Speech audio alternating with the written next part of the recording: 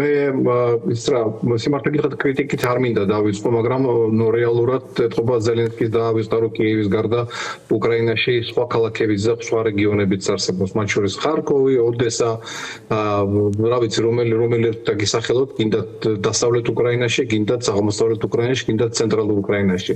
თუ კიევზე არ იყო გასულ ღამეს ან ერთი დღით ადრე კიდე ასე ვთქვათ რაღაცა განსაკუთრებული თავდასხმები, ეს არ გამორიცხავს იმას, რომ სხვა ქალაქებში ღამეები გაათენებინეს. ასე რომ ცოტა არის ალბათ კელოგი რა მისიით არის ახლა ჩამოსული კიევში, ის ერთი კვირის განმავლობაში რჩება კიევში და შეგვიძლია უკვე გარკვეული პარალელი გავავლოთ სამთავრობო ცვლილებებთანაც, იმიტომ რომ ეს ქალბატონი რომელიც ინიშნება, მას აქვს უკვე ძალიან კარგად ჩამოყალიბებული ურთიერთობა ამერიკის მოქმედ საპრეზიდენტო ადმინისტრაციასთან. რა ფაქტობრების ერთობლიობა განაპირობებს ასეთ გადაწყვეტილებებს? კელოგის ვიზიტი ერთი კვირის განმავლობაში მე უფრო მგონია, რომ სიტუაციის უფრო ღრმა შესწავლით შემოიფარგლება. ამჯერად, იმიტომ რომ ყოველთვის ჩამოდიოდნენ ერთი დღე, ორი დღე და საერთოდ უსაფრთხოების და მოთხოვნების გამო, ასე ვთქვათ, მაღალი რანგის ამერიკელ დიპლომატებს და მთავრობის წარმომადგენლებს არ ჰქონდათ იმის საშუალება, რომ მეტხანს დარჩენილიყვნენ. ამიტომ კელოგის გადაწყვეტილება ერთი კვირის განმავლობაში აქ დარჩეს, ალბათ უფრო ემსახურება იმას, რომ მას უფრო სიტუაციის უფრო ღრმად შესწავლა ჭირდება. ეს არის მისი ძირითადი ამოცანა. პირდაპირ კავშირში მათ შორის ტრამპსა და პუტინს შორის აი ამ სპეციფიური ურთიერთობების ახალ ეტაპთან, რომელიც უკვე გამოიხატა ტრამპის განწყობის საჯარო დემონსტრირებაში, რომ ესე უხეშად რო ვთქვათ, რომ მიუხედავად ტკბილი სიტყვებისა, პუტინი მაინც აგრძელებს იმას, რაც სრულიად მიუღებელია ტრამპის მიზნებისა და ამოცანებისთვის, რომ ომი შეწყდეს და ადამიანების დახოცვა.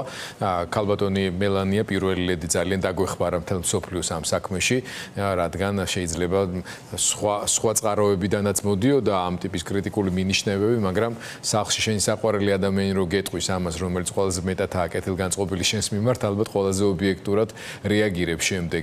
ხუმრობა იქით იყოს ფაქტია, რომ ჩვენ ყველანი ველოდებით გარკვეული ულტიმატუმის ვადის გასვლას 50 დღიანის, რომელიც ტრამპმა მიცა. უკრაინა როგორ ემზადება ამ პროცესისთვის, რამდენად როგორი არის განწყობები და მოლოდინები, რა შეიძლება შეიცვალოს უახლოეს მომავალში?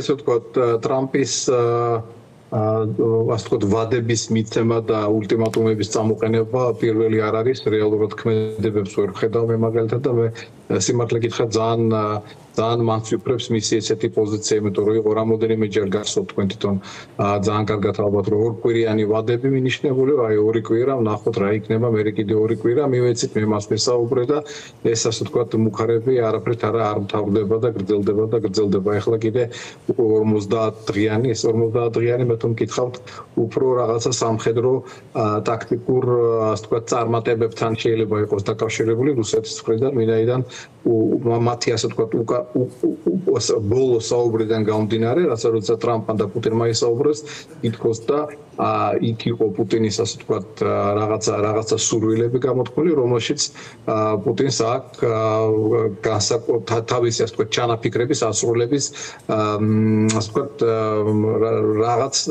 რაღაც დრო ჭირდება მისთვის. ამიტომ სრულიად ასე ვთქვათ ლოგიკურია, რომ რაღაცა პერიოდი ასე ვთქვათ ზაფხულის კომპანიის წარმოებისათვის შეიძლება მას მისცეს. ამიტომ რასაც მიაღწევს ამ 50 დღის განმავლობაში რუსეთის ფედერაცია და კერძოდ პუტინი წარმატებებს ბრძოლის ველზე, ის შეიძლება იყოს მისი ასე ვთქვათ მოლაპარაკების დაწყების საწინდარი ან ასე ვთქვათ საბოლოო შანსი იმისა, რომ აი პუტინს თქვენ მოგეცით ვადა, ამ ვადის განმავლობაში თქვენ რაღაცას მიაღწევთ, მეც ვეღარ მიაღწევ და всё, ამიტომ დამთავრდა ჩვენი ასე ვთქვათ ტკბილი ურთიერთობები და ჩვენ ვიწყებთ სერიოზულ მხარდაჭერას უკრაინისას. ეს სერიოზული მხარდაჭერა ვერაფრით ვერ დაიწყეს.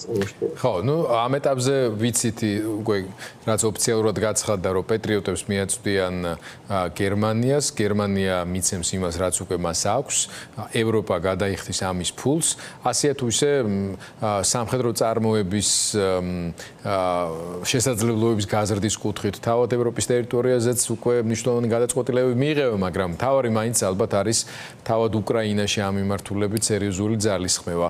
რა როლს თამაშობს სამთავრობო ცვლილებები და ქალბატონი სვირიდენკოს ამ თანამდებობაზე დანიშვნა, მათ შორის სამხედრო საწარმოო პოტენციალის პერსპექტივით. აი ზელენსკიმ ამ ინტერვიუში, რომელიც დღეს გადის ამერიკაში, თქვა ასეთი რაღაცა, რომ ტრამპთან საუბრის დროსო, რა თქმა უნდა, ჩვენ გვაქვს მოლოდინი, რომ ამერიკა დაგვეხმარება, მაგრამ ტრამპს უკითხავს, თუ შეუძლია, რომ უკრაინამ უწილადოს გარკვეული ტექნოლოგიები და მიყიდოს დრონები, იმიტომ რომ უკრაინა ამ მიმართულებით ძალიან წინ წავიდა თანამედროვე სამხედრო ინდუსტრიაში.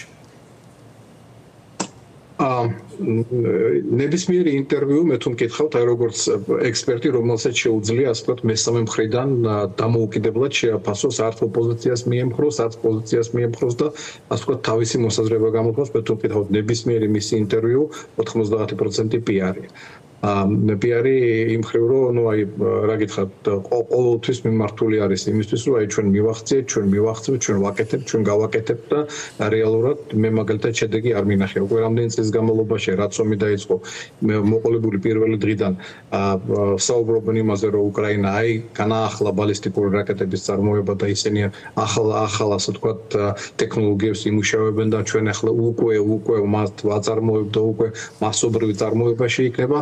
გადის უკვე მეოთხე წელიწადი და ჯერჯერობით ისევ ეს თქვა პლასტინკა ფირფიტა არ გამოიცვალა, ატრიალებენ ერთ და იგივეს. ეს არის სხვადასხვა მიმართულებებით, რომელი მიმართულებაც არ უნდა აიღოთ, სულ რაღაცა რეალურად შემუშავების და განვითარების ეტაპზე არიან და ვერაფრით ვერ მოხერხდა მასიურ წარმოებაში, გინდა ერთი ასე ვთქვათ თანამედროვე შეერაღების, გინდა მეორე თანამედროვე შეერაღების წარმოება. ამიტომ მე უფრო ასე ვთქვათ პრაგმატულად ვდგები ზელენსკის ინტერვიუებსაც, მის ასე ვთქვათ ჩანაფიქრებსაც, მინაიდან ნებისმიერი ის ჩანაფიქრი, რომელიც შეიძლება არაკანონიერი იყოს, შეიძლება არაკონსტიტუციური იყოს, მას რაღაცნაირი გამართლება ჭირდება. ამიტომ იგი ყოველთვის ცდილობს რაღაც საფუძველი მოუძებნოს თავის ასე ვთქვათ მოქმედებებს და ჩვეულებრივი იქნა ესეც გადაწყვეტილებას, რომ აი მას უნდა უკვე დაზვერდა ის ძველი მთავრობა, რომელიც მას უკვე ამდენი წლის განმავლობაში ყავდა და ეხლა ჭირდება ისევ ახალი ძველი მთავრობა. იმიტომ რომ როგორც ხედავთ, შესაკრებთა გადანაცვლებით ჯამი არ შეიცვლება, ვინაიდან მინისტრები გამოიცვალნენ, მათ პორტფელები გადაინაწილეს, რაღაცა ნაწილი მინისტრებისა ისევ დარჩა თავის ადგილზე, პრემიერ-მინისტრ, რომელსაც თითქოს და განცხადება დააწერინეს, ან გადაწყვეტილება მიიღეს მის გამოცვლას და მე მან ასე ვთქვათ განცხადება დაწერა.